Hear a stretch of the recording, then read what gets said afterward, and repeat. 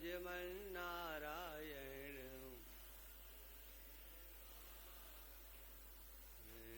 श्रीमन नारायण नारायण नारायण श्रीमन नारायण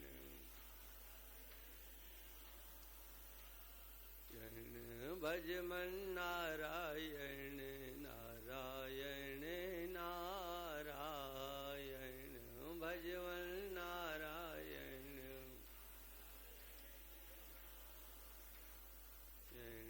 वज्री नारायण नारायण नारायण वज्री नारायण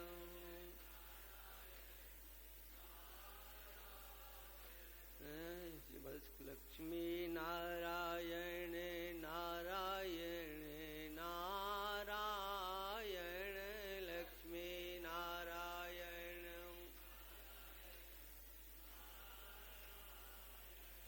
श्रीमन नारायण नारायण नारायण श्रीमन नारायण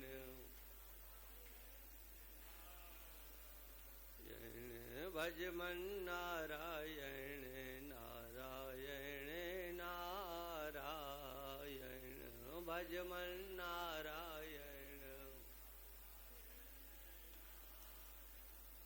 बोलिए सच्चिदानंद भगवान की जय, श्री नीलकंठ भगवान की जय, गंगा मैया की जय, सत्य सनातन धर्म की नमः पार्वती पदे हर हर महादेव।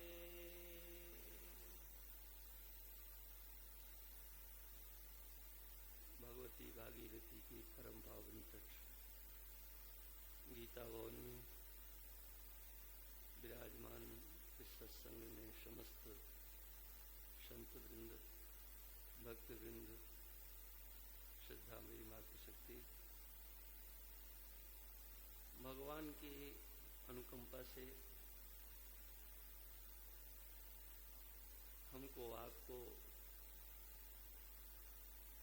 ये देव दुर्लभ मनुष्य शरीर प्राप्त हुआ है। यह भगवान की कहो या भगवान की माया की कहो, सर्वश्रेष्ठ रचना है। इससे अच्छी और रचना कोई है नहीं। भागवत में वर्णन आता है भगवान की माया के द्वारा समस्त शरीरों की रचना की गई और भगवान को दिखाया कि देख लो हमारी ये रचना है। भगवान ने कहा हाँ ठीक है ठीक है,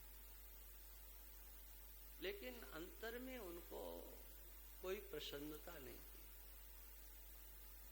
ये बात मैं एकादश स्कंद के दत्तात्रेयोपाख्यान की बात सुना रहा हूं। दत्तात्रेय जी ने अपनी वाणी से यदु जी महाराज को उपदेश किया।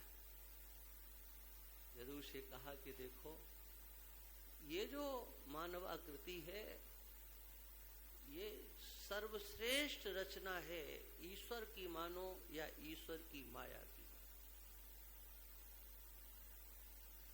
उस भगवती महामाया के द्वारा जब इस आकृति की रचना की गई तो भगवान को प्रसन्नता हुई। मुदमाप देवः, वो भगवान, वो परमात्मा, उनका नाम आप कुछ भी रख लो, स्वतंत्र हो। आपका इष्ट जिसका आप भजन करते हो वह सच्चिदानंद ब्रह्म है, ऐसा निश्चय करो। और वह जो सच्चिदानंद ब्रह्म है उसी की एक शक्ति है जिसका नाम है माया। उस माया से रचना होती है।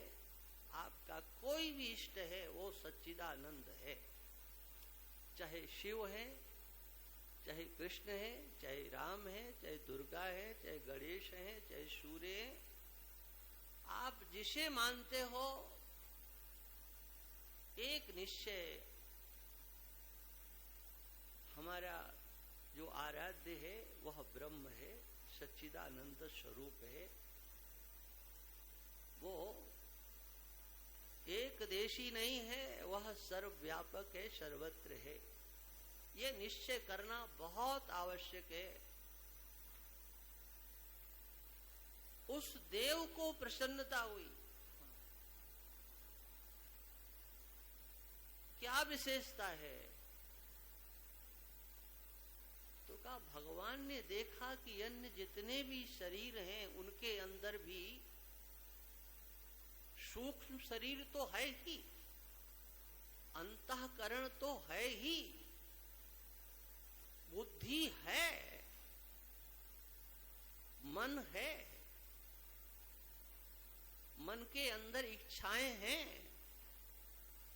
सब कुछ दिखाई पड़ता है। यदि आप विचार करके देखेंगे कि सब में बुद्धि दिखाई पड़ेगी, चाहे वो चींटी हो, चाहे मक्खी हो, चाहे मच्छर हो। ये बात मैं इसलिए कह रहा हूं कि ये सबसे छोटे जंतु कहे जाते हैं। जिस किसी के पास भी मोबाइल बज रहे हैं, कृपा करके उनको बंद कर लें। आवाज हमारे पास तक आती है तो अच्छा नहीं लगता है तो सबके पास, कोई ऐसा नहीं होगा जिसके पास ना हो। दो दो हो सकते हैं, तीन तीन हो सकते हैं। अच्छा है, इसके बिना तो आपका काम नहीं चलता है। आवश्यकता आपको लगती है, लेकिन कम से कम सत्संग में लेकर के नहीं आओ। अभी जाते हो तो व्यवस्थित कर लो, क्योंकि न तो आप सुन पाओगे और न आप अपने पड़ोसियों को सुनने दोगे। केवल आप तक वो सीमित नहीं रहता है, बल्कि हम तक आवाज जाती है तो हमको बोलने भी नहीं देता। ये भी बात है, एक धारा टूटती है। इसलिए भाई 2 बार मोबाइल बज चुका है, जिसका भी बजा है वो उसको संभाल ले।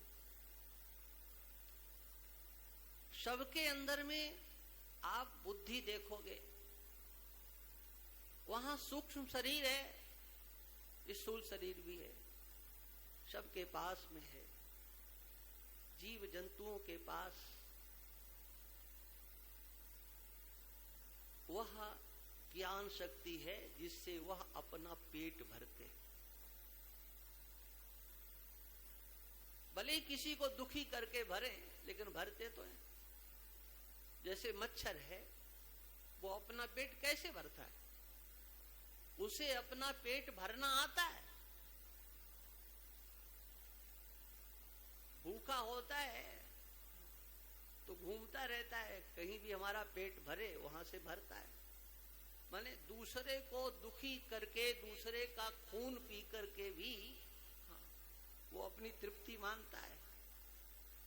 ये मच्छर के पास भी बुद्धि होती है कि हर जगह नहीं बैठता है। वो अपने डंक का प्रयोग वहीं करता है जहां से उसका पेट भरता है।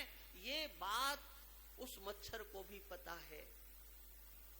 अपना पेट भरने की अक्ल अगर आदमी के पास भी है तो मच्छर से ज्यादा नहीं है। मच्छर की अक्ल है, और ज्यादा क्या है बताइए? वो अक्ल तो उसके पास भी है। लेकिन आपके पास जो बुद्धि है, इस शरीर में जो बुद्धि है, और केवल इतना नहीं समझना कि किसी जाति विशेष के पास बुद्धि है, देश विशेष में रहने वालों के पास वो बुद्धि है। वो बुद्धि तो इस मानवाकृति में जितने भी इस धरा पर आए हैं, वो बुद्धि तो सबके पास है। कोई ऐसा नहीं है जिसके पास में वो बुद्धि नहीं है। कौन सी बुद्धि? सबके पास वो बुद्धि है जिस बुद्धि के बल पर परमात्मा को प्राप्त किया जा सकता है। ब्रह्मावलोक धिषणम मुदमाप देवाहा। ईश्वर को प्रसन्नता हुई कि तुम्हें शरीर मिल गया है। अभी तक दूरी थी, लेकिन अब इस शरीर को प्राप्त करके मेरे से तुम्हारी दूरी नहीं रहेगी। ब्रह्म का साक्षात्कार करने की बुद्धि आपके पास है। ये ध्यान रखना। कहीं लेने नहीं जाना है उस बुद्धि को। किसी की कृपा से वो बुद्धि नहीं आएगी, किसी की दया से नहीं आएगी, कुछ करने से नहीं आएगी कि हम इतनी डुबकी गंगा जी में लगाएंगे तब ये बुद्धि हमारे पास आएगी। भाई हम कुछ ऐसा बोलते हैं जो थोड़ा ठीक नहीं लगता होगा ना, और जानबूझ के बोलता हूं ताकि तुम्हें खटकना चाहिए कि तुम कहीं बंधो नहीं। वो बुद्धि कुछ करने से नहीं मिलेगी, ध्यान रखना, करने से नहीं मिलेगी। वो बुद्धि आपके पास में है, कोई देगा भी नहीं कि भगवान कृपा करेंगे। अरे भगवान की कृपा हो गई, ये मानवाकृति आपको मिल गई, समझ लो उस परमात्मा को प्राप्त करने की योग्यता आपके पास आ गई।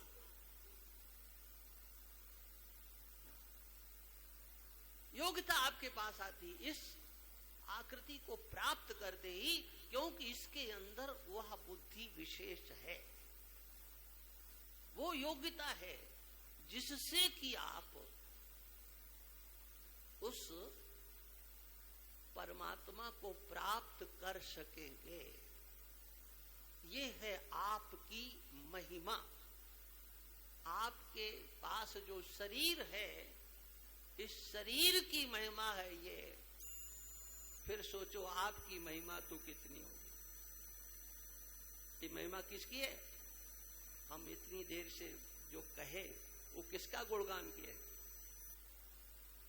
शरीर का गुणगान किया है हमने, आपका नहीं किया।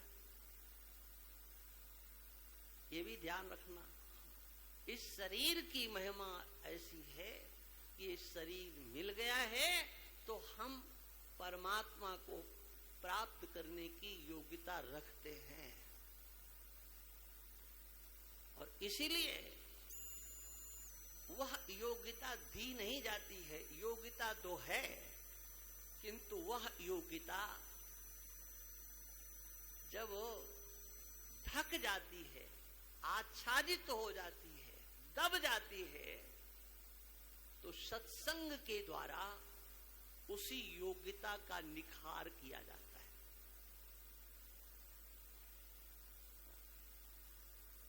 एक अरदाली बोली थी ना, बिनु सत्संग विवेक न होई। बिना सत्संग के विवेक नहीं होता। तो ये विवेचना शक्ति कहां होती है भाई? आपके पास, आपकी बुद्धि में विवेचना शक्ति होती है। आपके बुद्धि में एक चिंतन आता है। और ध्यान रखना, वह परमात्मा बुद्धि से ही तुम्हें मिलेगा। तुम्हारी बुद्धि से, किसी दूसरे की बुद्धि से नहीं। ये भी ध्यान रखना, तुम्हारी बुद्धि से ही तुम्हें भगवान मिलेगा। और ऐसा मिलेगा कि वो फिर कभी बिछुड़ेगा नहीं। अन्य की अक्कल से मिला हुआ परमात्मा, उस पर कभी तुम्हें संदेह हो सकता है, लेकिन तुम्हारी बुद्धि से जो तुम्हें भगवान मिलेंगे वो निश्चित रूप से कभी संदेह के घेरे में नहीं आ सकते हैं। इसलिए सत्संग का महत्व यही है कि हमारे बुद्धि का जागरण हो।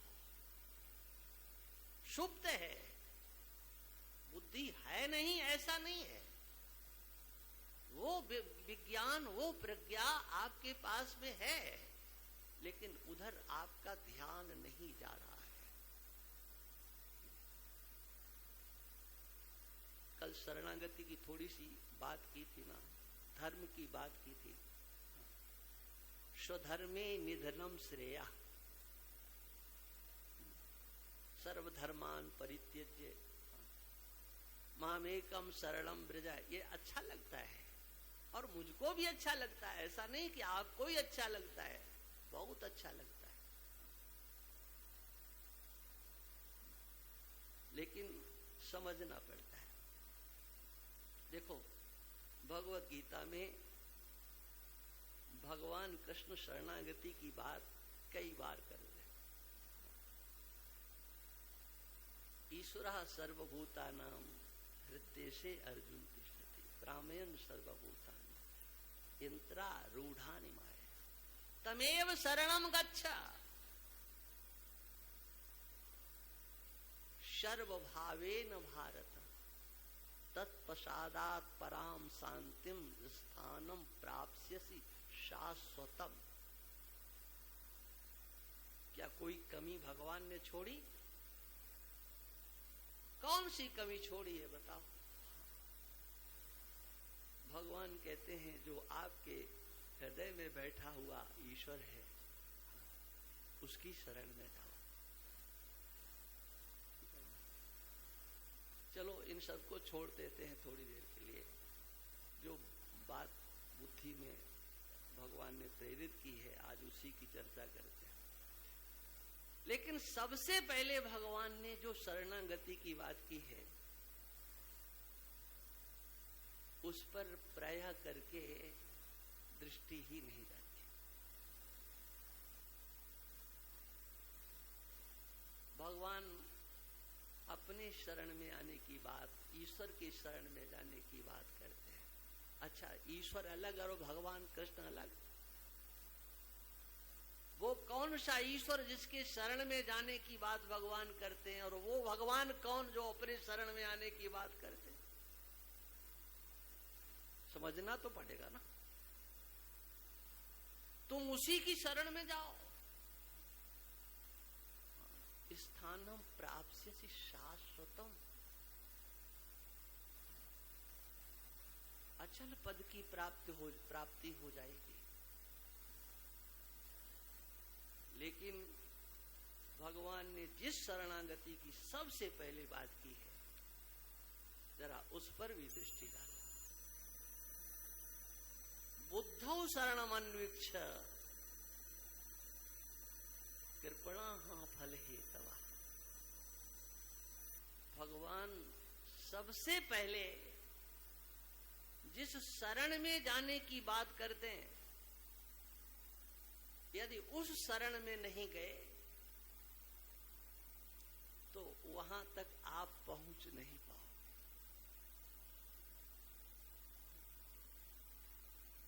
बुद्धि की शरण प्राप्त करो। किसकी? बुद्धि की।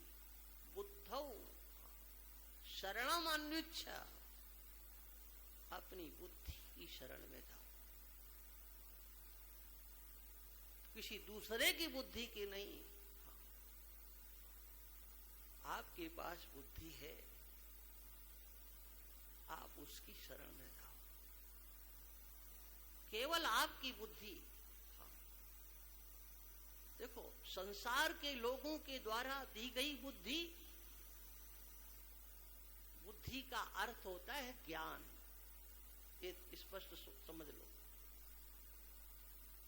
संसार के लोगों के द्वारा दी गई बुद्धि एक वह है और एक आपकी अपनी बुद्धि है। संसार के लोगों के द्वारा दिया गया ज्ञान, एक वह ज्ञान, और एक आपका अपना ज्ञान। समझ में आ रहा है कि नहीं?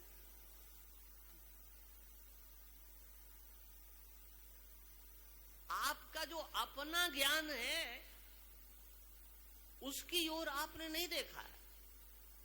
आपने महत्व दिया किसको? दूसरों ने जो ज्ञान दिया। एक आपका ज्ञान है और एक दूसरों का ज्ञान है। आपके हमें तो पता ही नहीं है कि हमारा भी ज्ञान है। अरे भाई, जितना भी दूसरों का ज्ञान आपने ग्रहण किया है वो कैसे ग्रहण किया ये बताओ भाई। किसी ने भी सिखाया कि कबूतर वाला का, और आपने स्वीकार किया कबूतर वाला ही, तो वो ज्ञान से स्वीकार किया कि अज्ञान से? वो ज्ञान किसका था जिस ज्ञान से आपने कबूतर वाला का सीखा?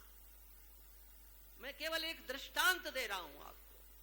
और समग्र जितना भी संसार का ज्ञान है वो आपके ज्ञान के आश्रय से टिका हुआ है, ध्यान रखना। ये आपकी महानता है। अन्यों के ज्ञान को आपने ज्ञान समझा और अपने को अज्ञानी समझा। ये ज्ञान दाता है, हम अज्ञानी हैं। नहीं, इस कहानी में कोई इधर उधर की बात हो तो बोल सकते हो आप। अपने को आपने अज्ञानी समझा और दूसरों को बोले इनका ज्ञान, फलाने का ज्ञान, दिखाने का ज्ञान। सबको आपने ज्ञानी समझा। लेकिन सत्य क्या है? सत्य ये है कि आपने अपने ज्ञान के ऊपर दृष्टि नहीं डाली, इसलिए दूसरों को ज्ञान लगता है, वो ज्ञानी लगते हैं और आप अपने को अज्ञानी मानते हो। लेकिन जब आप अपने ज्ञान के ऊपर दृष्टि डालोगे तो सब अज्ञानी लगेंगे और आप केवल ज्ञानी लगोगे। अपने ज्ञान पर दृष्टि डालो। आपके ज्ञान को, आपकी बुद्धि को, आपके प्रज्ञा को आच्छादित किया गया है, ढका गया है,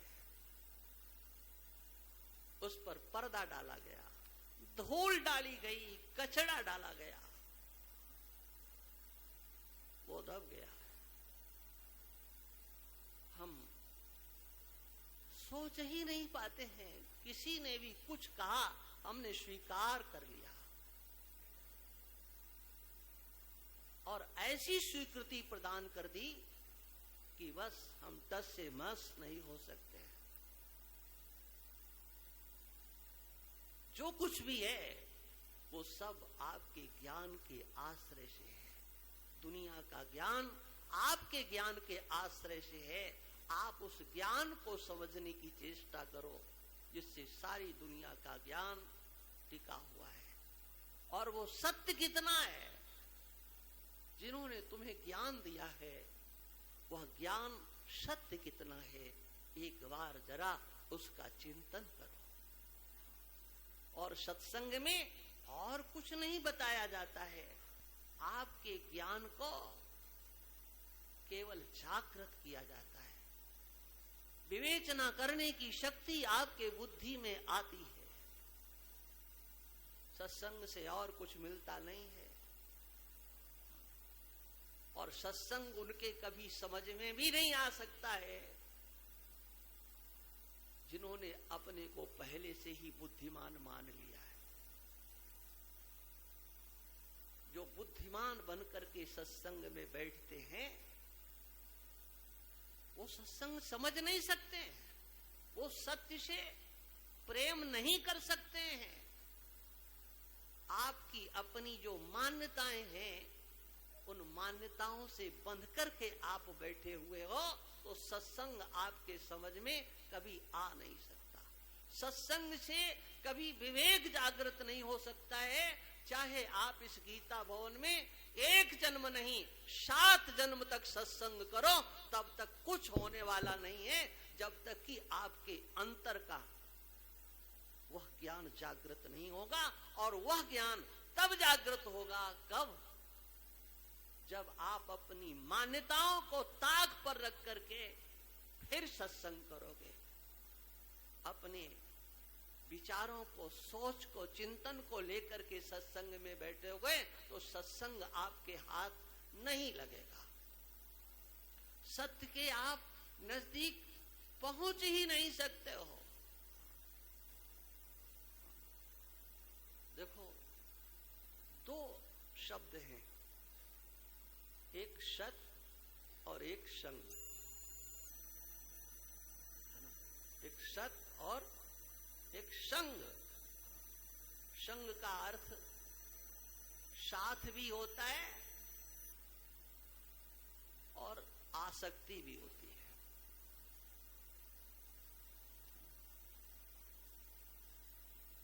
और सत्य तो सत्य होता ही है। आप सत्य का साथ कर रहे हो या सत्य में आपकी आसक्ति है, ये आपको चिंतन करना पड़ेगा। और एक बात और भी है, सत्संग में लोग इसलिए भी कम आते हैं क्योंकि उनको लगता है कि हम तो बहुत कुछ जानते हैं, हमने तो बहुत कुछ सुन लिया है, हमने तो बहुत कुछ जान लिया है, वो ग्रंथ पढ़ लिया, उन महात्मा के शरण में चले गए, उनके पास बैठ गए, उनकी सेवा कर ली, अब क्या जरूरत है? सत्संग वह है जो आपको नित्य नवीनता देता है। हमारी और जो साधनाएं हैं ना, वो साधनाएं हमें जड़ता की ओर लेकर के चलती हैं, हमारे अंदर चैतन्यता उत्पन्न नहीं करती हैं। एक अंतर में संतोष तो हो जाता है कि आज हमने इतना कर लिया, इतना ध्यान कर लिया, इतनी माला कर ली, परिक्रमा कर ली, पूजा कर ली, पाठ कर लिया, और उसमें एक अंतर संतोष मिलता है, वाह वाह कर लिया कर लिया कर लिया। और कह दिया जाए कि आज नहीं करना है तो लगता है कि आज भोजन ही अच्छा नहीं लग रहा है, अरे आज ये तो किया ही नहीं है, हाँ भोजन कैसे करें? माने आप अपने को उतने से ही संतुष्ट कर लेते हो, इतना कर लिया बस हो गया अपना काम, आपने अपने को पूर्ण समझ लिया और सारे जीवन वहां अटके रहते हो, उससे आगे बढ़ नहीं सकते हो। इसलिए कोई भी साधना हो, मैंने पहले दिन से जो बात कही थी, ये जब तक मैं बोलूंगा तब तक वो बात पीछा नहीं छोड़ेगी। आप कुछ भी करो, लेकिन आपकी साधना का लक्ष्य क्या है, आपका चिंतन क्या है उस साधना के पीछे, आपका विचार क्या है उस साधना के पीछे।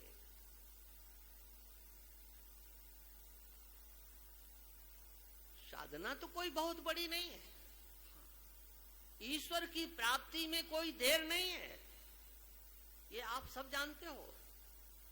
मैं कोई नई बात यहां से नहीं बताने वाला, आप जो जानते हो बस उसी को आपके सामने परोस रहा हूं, अपने पास नया कुछ नहीं है।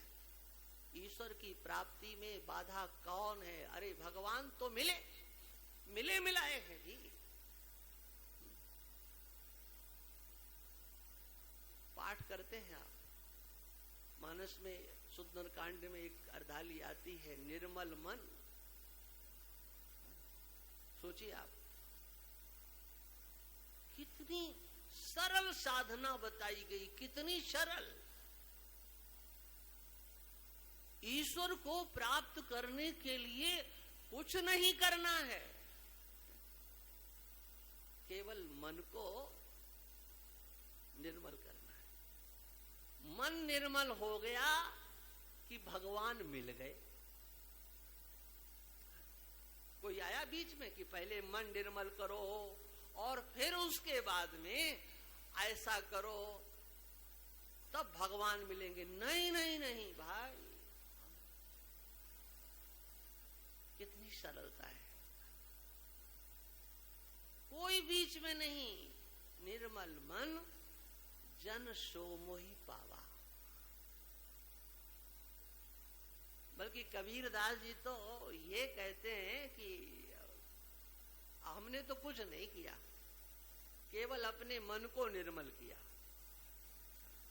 कबीरा मन निर्मल भया, जैसे गंगा नीर पाछे पाछे हरि फिरत कहत कबीर कबीर। मेरा मन निर्मल हुआ जैसे गंगा का जल परम पवित्र होता है। एक बूंद जिह्वा पर पड़ जाए सर्व पापक प्रणाशनम। गंगा जल लौ कड़का पीता, यमराज उसके पास नहीं आते हैं जो थोड़ा सा भी गंगा जल का पान करता है। ऐसा पवित्र गंगा जल, कहते हमारा गंगा जल की तरह से मन निर्मल हो गया। अब हम भगवान का भजन नहीं करते हैं, बल्कि भगवान हमारे पीछे से आवाज देते हैं कबीर कबीर। ये क्या है? हम क्या चाहते हैं? अपने मन को निर्मल बनाने के लिए बताओ हमने क्या किया है? मन को शुद्ध करने के लिए क्या किया है? भगवान मिल जाए। गुरु जी ने मंत्र दिया है, उसको हमें माला घुमाना है। मन निर्मल करने के लिए आपने क्या किया है? मन निर्मल होगा तो बात बनेगी। पहचान है मन निर्मल मन की कि भगवान मिल जाएंगे।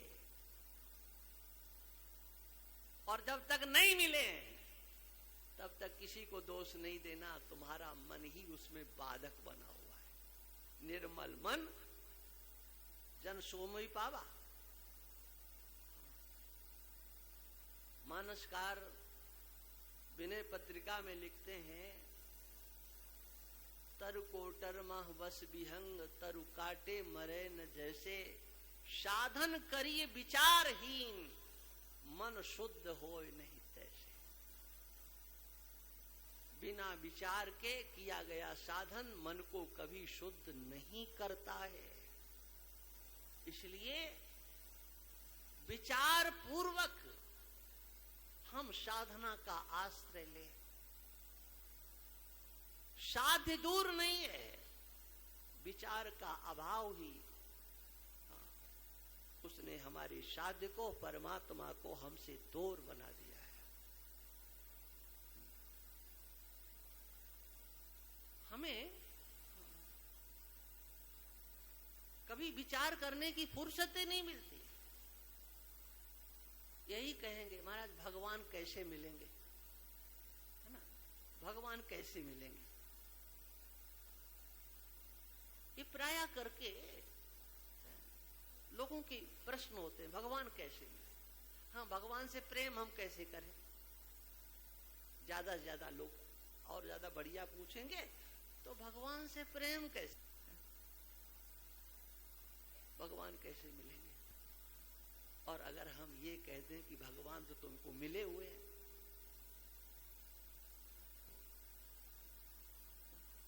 अरे तुम भगवान से ही प्रेम कर रहे हो।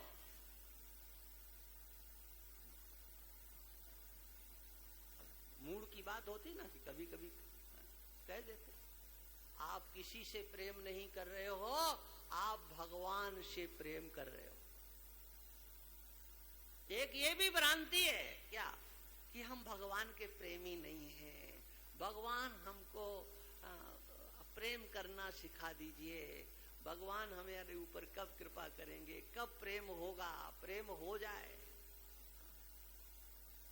अरे तुम्हारा प्रेम भगवान से ही है, किसी से प्रेम नहीं है, ध्यान रखना। तुम भगवान के ही प्रेमी हो, भगवान के सिवा और किसी से तुम प्रेम नहीं करते हो। भगवान तुमसे दूर नहीं है, भगवान तुमको मिले हुए हैं। गीता भवन है, गीता आज तो एकादशी है ना, पाठ अभी किया होगा, जरूर किया होगा। ईश्वरा सर्वभूतानाम, ये तो याद है ना आप लोगों, सबको याद है। ये किसके लिए कहा गया? जो गीता भवन में बैठे हैं उनके लिए तो ये कहा ही नहीं गया है, नहीं, बिल्कुल नहीं कहा गया। जो गीता भवन में बैठेंगे उनके हृदय में भगवान कैसे रह सकता है? रह सकता है कि नहीं? आपके हृदय में भगवान है कि नहीं है, बताओ। तो हृदय में बैठा हुआ भगवान कितनी दूर है। आपका हृदय कहाँ है? आपने किसी को दे दिया है क्या? कहीं रखा है हो क्या? पंचतंत्र में एक कथा आती है, बढ़िया, बहुत बढ़िया कथा है वो इधर की तो नहीं है, लेकिन अब हम देखो अपने को तो सुना नहीं है। एक मगर की और बंदर की दोस्ती थी, है ना। बंदर जामुन के पेड़ पे रहता था, दोस्ती थी तो वो जामुन खाता था, यही समय था, तो वो और उसको दे भी देता था, खिलाता था कि खा लो और ले जाओ। तो मगर अपने घर जाता तो उसकी देवी पूछती, ये इतने बढ़िया बढ़िया काला काला ऐसा ये कहाँ से लाते हो? बोले हमारा मित्र देता है। बोले वो जहाँ रहता वहाँ, अच्छा तो वो तो बहुत ज्यादा खाता होगा? बोले हाँ खाता है। अरे तो उसका कलेजा तो बहुत अच्छा होगा। ऐसा ही होगा ना, क्यों रात दिन खाता है वो। तुम जो है उसको हमारे पास लेकर के आओ। उसने कहा मेरा मित्र है, मैं ऐसा नहीं कर सकता। बोले ऐसा नहीं कर सकते हो तो बस अलग, हम अलग तुम अलग। अब वो आजकल ऐसा ही होता है भाई, एक खाने पीने के नाम पर ही तलाक हो जाता है कि ये लाओ कि वो लाओ।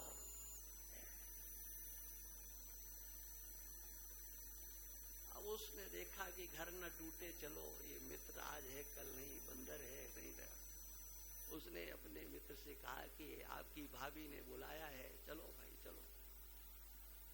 उसने कहा चलो कोई बात नहीं, चलते।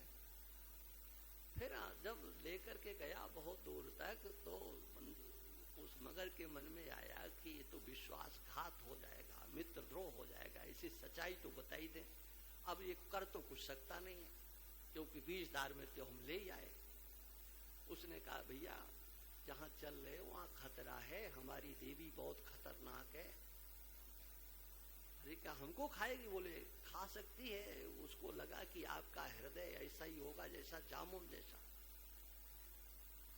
तो कहा अच्छा, ये तो आपने बहुत अच्छी बात बता दी, लेकिन हम अपना हृदय तो लेकर के ही नहीं आए, वो तो हम छोड़ करके आ गए वहीं पर पेड़ के ऊपर। चलो चलो जल्दी जो है, हाँ हमें तो प्रसन्न करना है। अब वो उसने सोचा कि ये हृदय ही वहां रख करके आया, तो अब क्या करेंगे, बेकार। लेकर गया, वो अंदर चढ़ गया। बोले जाओ बेटा हो गया काम, है ना। तो आप समझ गए होंगे कि आप अपना हृदय किसी को दे सकते हो। अरे ये संसार के लोग एक दूसरे को धोखा देते हैं, वो हृदय वह है जिसे किसी को दिया ही नहीं जा सकता है। हाँ, बोले हमने तुम्हें दे दिया, हमारे हृदय के टुकड़े टुकड़े हो गए, बिखर गया। ये टुकड़े नहीं होता है। जिस हृदय में भगवान विराजते हैं उसके टुकड़े करने वाला कौन है? वो आपका हृदय है, उसमें बैठे हैं भगवान, है ना? आप महान हो, महान महान, कितने महान हो आप, सोचो। हैं तो आप साक्षात कुबेर स्वरूप, लेकिन लगता है हमारे जैसा कोई दरिद्र नहीं है, हमारे जैसा कोई दीन नहीं है, हमारे जैसा कोई दुखी नहीं है।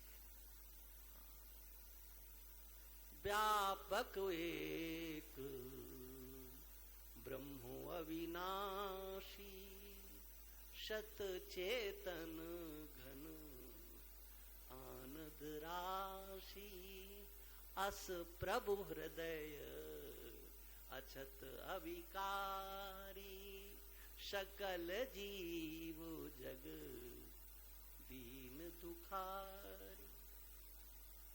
ये मानसकार कहते हैं। जो सच्चित आनंद स्वरूप परमात्मा है वह हृदय में रहता है। अस प्रभु हृदय अछत अविकारी, जिसके सच्चिदानंद स्वरूप में कभी परिवर्तन आता ही नहीं है, एक जैसा।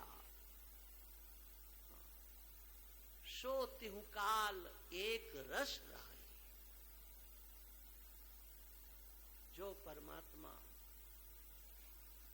जैसा पहले था आज है, वैसा ही वो आगे भी रहने वाला है। हर अवस्था में एक जैसा जो रहने वाला वो सच्चिदानंद स्वरूप,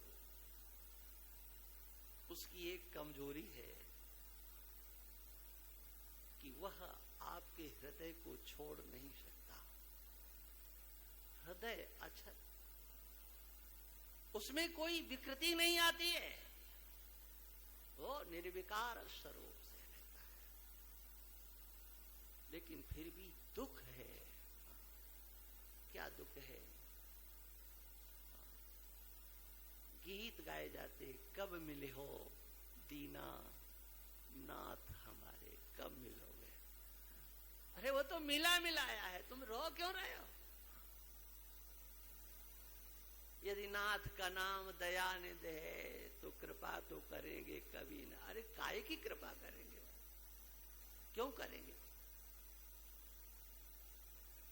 अरे भाई, जब उसने आपके हृदय में निवास किया हुआ है, उससे ज्यादा आप चाहते क्या हो? देखो, ये है ना आपके हृदय में, बाहर नहीं।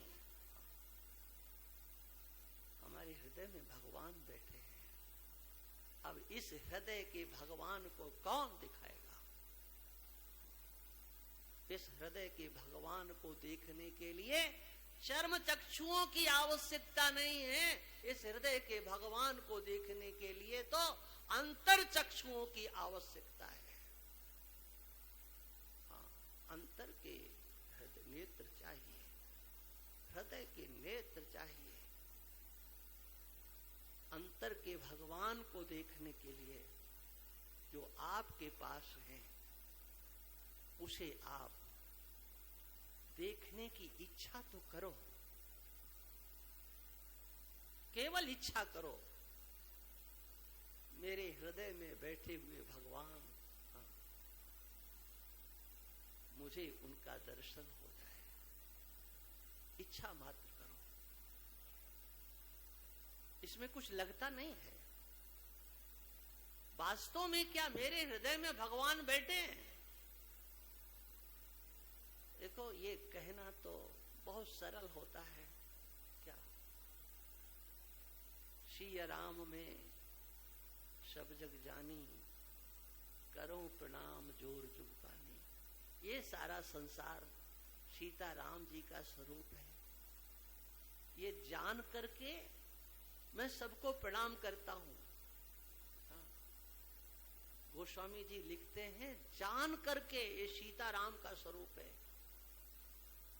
जान करके आप प्रणाम करते हो या मान करके? बताओ।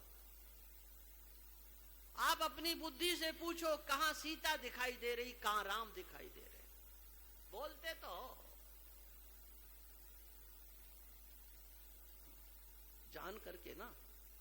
और यही कारण है कि आपने उस परमात्मा को सारे जीवन अपने मान्यता का विषय बना करके रखा, उसे जानने का प्रयास नहीं किया। जानने का प्रयास नहीं किया, मान्यता में बंद करके आप जीना सीखे। जैसे आपके अपने जीवन को मान्यता में बांध दिया गया, उस संसार के, समाज के, परिवार के लोगों ने आपको जीवन को बांध दिया मान्यताओं में, उनकी बनी हुई मान्यताओं में। जैसे आप बंध गए हो, वैसे ही आपने अपनी मान्यताओं के आधार पर उस ईश्वर को भी बांध दिया है। और मान्यताओं में बांध करके ईश्वर को आप देख रहे हो। सच्चाई से बहुत दूर हो। अंतर के ईश्वर को समझने की चेष्टा करो। इसका अर्थ आप ये बिल्कुल नहीं समझ लेना कि मैं ये कह रहा हूं कि नहीं, बाहर जो भगवान है, जहां भगवान है और वहां आप जाए नहीं, वहां पूजा नहीं करें, वहां पाठ नहीं करें। क्योंकि अक्ल आपके पास ज्यादा है ना, लगा सकते हो। ये अर्थ आप बिल्कुल नहीं ले लेना। मैं 1 नंबर का मूर्ति पूजक हूं, ध्यान रखना।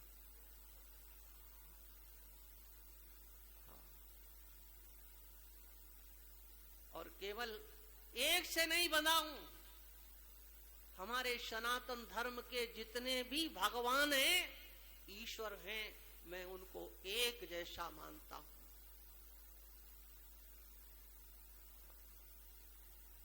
वो सब ईश्वर हैं, सब भगवान हैं।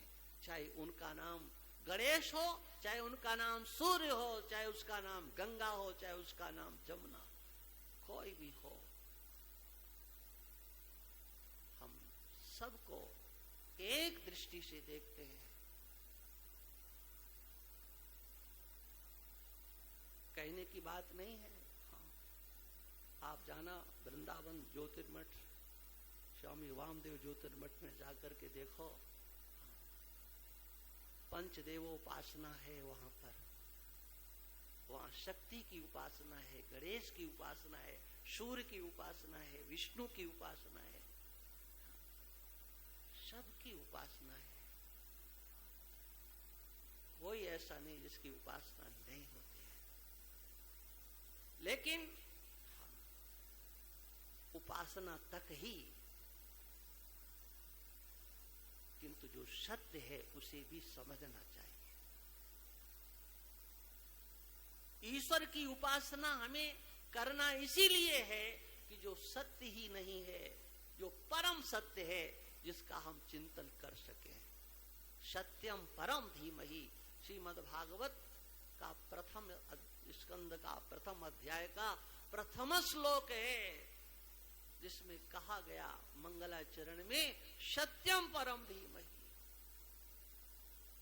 मंगलाचरण श्रीमद् भागवत का है, लेकिन उसमें कहा गया सत्यम परम धीमहि। हम परम सत्य का ध्यान करेंगे। माने प्रतिज्ञा है ये व्यास भगवान की श्रीमद् भागवत के कथाओं के द्वारा क्या आपको मिलना चाहिए? कहा परम सत्य का ध्यान करना चाहिए। ये श्रीमद् भागवत की कथा उस परम सत्य का ध्यान करने के लिए, भगवान की कथाएं परम सत्य का साक्षात्कार कराने के लिए है। इस बात को ध्यान में रखना चाहिए।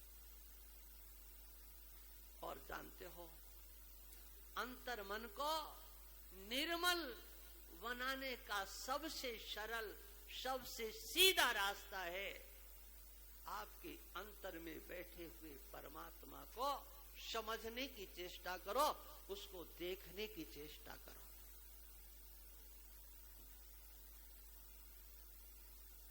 सब कुछ परमात्मा है। अरे ये तो बहुत टेढ़ी खीर है जी, जल्दी समझ में नहीं आता है। सब कुछ परमात्मा, अरे कैसे जी? हाँ। ये माइक है, ये मोबाइल है, ये पुस्तक है, ये कपड़ा है, ये मेज है, ये तख्त है, ये माताएं हैं, ये पुरुष हैं, ये वृक्ष हैं, ये टीन का पंडाल, ये सब क्या है? सिद्ध करो इनमें से किसको तुम परमात्मा सिद्ध करते हो, करो। कैसे हो जाएगा?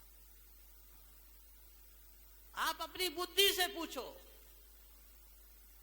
दिमाग से पूछो।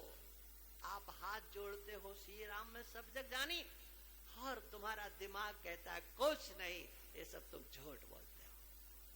क्योंकि तुम्हारे दिमाग में पुरुष बैठा हुआ है, स्त्री बैठा है, बच्चे बैठे हैं, पैसा बैठा, पुण्य बैठा, पाप बैठा है, सुख बैठा, दुख बैठा, अच्छा बैठा, बुरा बैठा, क्या क्या तुम्हारी बुद्धि में बैठा हुआ है। और वो तुम्हारे सामने जो आता है तो बुद्धि कहती है यही है, यही है, यही है। और आप कहते रहो श्री राम में, कहते रहो। अपने दिमाग से पूछो। आप आपकी वाणी को आपका दिमाग स्वीकार नहीं करता है, आपकी बुद्धि स्वीकार नहीं करती है। और जब बुद्धि स्वीकार नहीं करती है तो जानते हो तदनुसार, बुद्धि के अनुसार आपका आचरण होता है,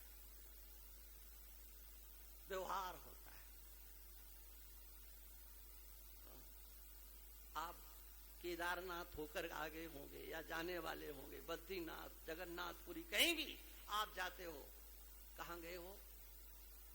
भगवान के यहां ना, भगवान के यहां गए, लेकिन वापसी का प्लान होता है कि नहीं? भगवान के पास पहुंच करके भी आपके अंतर में, उसी घर में घुसने की इच्छा क्यों होती है? अगर वहां परमात्मा बैठा हुआ है तो।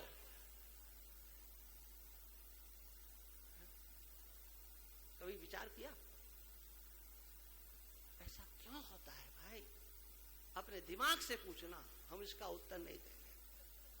तुम्हारा दिमाग कहता है क्या? बस बस बस बस, हो गया हो गया। क्या हो गया? दर्शन हो गया, चलो चलो चलो चलो। माने आपका दिमाग कहता है दर्शन कर लिया, अब यहाँ कोई जरूरत नहीं है। आप केवल वहां उनके दर्शन तक सीमित हो, आपको उन भगवान से कोई लेना देना नहीं। बोले वहां बहुत ठंड पड़ती है, अरे भगवान तो 12 महीने हमेशा रहते हैं, तुम भगवान के भगत हो, थोड़ी नहीं टिक सकते हो। क्या मतलब हुआ भाई? भगवान ठंड में रहे और आप सोचो जरा, कभी विचार करते हो हम भगवान को कैसे रखते हैं और हम कैसे रहते हैं? विचार किया करो। आपके कमरे में एसी चाहिए, पंखा चाहिए, आपके कमरे में कूलर चाहिए, सर्दियों में हीटर चाहिए, लेकिन मंदिरों में भगवान को बंद कर दिया जाता है। बोले बस बस, अब पट बंद हो गए। पट बंद हो गए कि भगवान को बंद कर दिया तुमने। सोचा इतनी गर्मी में कैसे रहेंगे वो? क्या समझते हो तुम भगवान को? तुम्हारी ईश्वरता की पोल एक जगह नहीं, 1000 जगह खुलती है। क्या तुम समझते हो? भगवान की पूजा, उस पर सामग्री छांट करके लाई जाती है। दुकानदार भी भगवान की पूजा की सामग्री अलग और तुम्हारे रसोई घर की सामग्री अलग। सत्यनारायण की कथा का कपड़ा है। अरे मैं सच कह रहा हूं, ये यही होता है। बोले कपड़ा चाहिए काहे के लिए? बोले सत्यनारायण की कथा के। तो वो अलग से ही थान होता है। माने भगवान का कपड़ा दूसरा है और तुम्हारा कपड़ा दूसरा। सब कुछ आप सोचो, आपकी निष्ठाएं, आपकी श्रद्धा ऐसी क्यों है? विचार करो, चिंतन करो, कमजोरी कहां है? भगवान हमारे हृदय में बैठा है। कहीं से भी आप किसी भी ग्रंथ को उठा करके देख लो, बार बार इस बात को कहा जाता है, भगवान दूर नहीं है। मुंह को क्या तो ढूंढे बंदे, मैं तो तेरे पास हूं। कहां ढूंढने जा रहे हो? मैं तो तुमसे कभी अलग नहीं हुआ हूं। ये ईश्वर की सबसे बड़ी कमजोरी मैं आपको बता रहा हूं। ईश्वर की सबसे बड़ी कमजोरी है कि वह आपको कभी छोड़ नहीं सकता। आपको छोड़ करके ईश्वर कभी रह नहीं सकता है। ऐसा भगवान आपके हृदय को छोड़ करके कभी नहीं रहते। लेकिन ऐसे भगवान को भी हमने समझने की चेष्टा नहीं की, और वो कभी समझ भी नहीं सकते हैं जो सत्संग का आश्रय नहीं लेते हैं। साधनाएं कुंठा उत्पन्न करती हैं, बांध देती हैं। और आप इसका खेल देखो, वृंदावन में जाओ तो राधे राधे, और अयोध्या में जाओ तो वहां जाकर के राधे राधे बोलो, नहीं बोल सकते हो। और वहां यहां वृंदावन में आ जाए ना तो अरे अब तो राधे राधे करना पड़ेगा भाई। एक बार सच्ची घटना आपको बताता हूं। एक बहुत अच्छे, नाम नहीं लूंगा, यहाँ कुछ जानते होंगे, उनके संबंध हो सकते हैं और हमारी बात अच्छी भी नहीं लग सकती है, इसलिए हम नाम ले लेते। बहुत अच्छे प्रसिद्ध विद्वान एक बार वो वृंदावन में कथा करने के लिए आए। अब वहां तो कुछ भी हो, जय जय श्री राधे, यही होता है, यही होता है ना। तो उन्होंने कहा कि भाई देखो, अब हम 9 दिन तक कथा करेंगे, आपसे हम निवेदन करते हैं, हाथ जोड़ते हैं कि राधे राधे तो सारी जिंदगी कर रहे हो, अब 9 दिन तक हमारी कथा में सीताराम सीताराम बोलो। मेरे को सुनकर के बड़ा कष्ट हुआ। ये नाम में इतनी जड़ता, इतनी दूरियां। राधे राधे करने वाला सीताराम बोल देगा या सीताराम करने वाला राधे राधे बोल देगा तो हमारी निष्ठा खंडित हो जाएगी। ये क्या धारणाएं हैं, ये क्या सोच है, ये क्या चिंतन है? ये समझना है भाई। ये कहानी बहुत बड़ी है, कल करेंगे, ठीक है। श्रीमन नारायण नारायण नारायण श्रीमन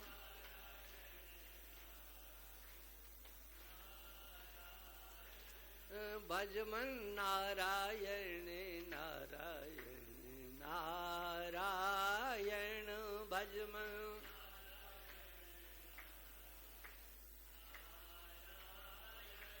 श्रीमन नारायण नारायण नारायण श्रीमन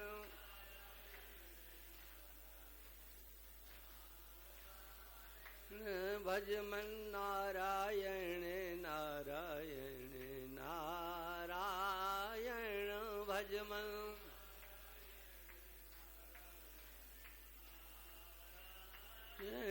श्रीमन नारायण